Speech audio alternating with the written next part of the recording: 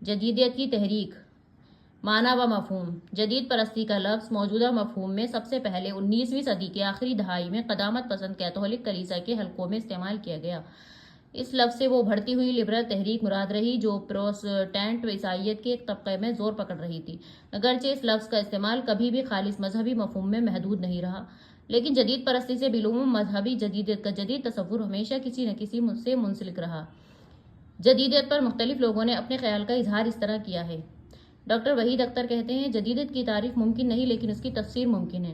بشیر بدر کہتے ہیں وہ داخلی تشکیک جو ایمان کو بھی ری ایگزامن کرنے پر مجبور کر دے۔ نمبر 3، پرکاش فکری کہتے ہیں کہ عصری احساسات کا جارحانہ اظہار ہے جس میں روایت کی جکڑ بندی اور مجہول اقدار کی پرستش کا کوئی سوال نہیں۔ شمس الرحمان فاروقی صاحب کہتے ہیں انسان کے جدید گو مگو کا بے لوث اظہار۔ یوسف جمال خواجہ نے چند بنیادی باتیں بتائی ہیں جو جدیدیت کے مغز کہے جا سکتے ہیں۔ یہ بنیادی باتیں حسب ذیل ہیں۔ نمبر 1، فطری قانونی علت۔ نمبر 2، سماجی علت۔ نمبر 3، آفاقی ارتقاء۔ نمبر 4، اضافیت۔ نمبر 5، آبادی یکجہتی۔ نمبر 6، آزادی ضمیر۔ نمبر 7، انسانی محبت۔ نمبر 8، ہمگیر برابری۔ نمبر 9، اثبات حیات۔ نمبر 10، آسائش۔ نمبر 11، حرکیت۔ نمبر 12، ابدی تلاش اقدار۔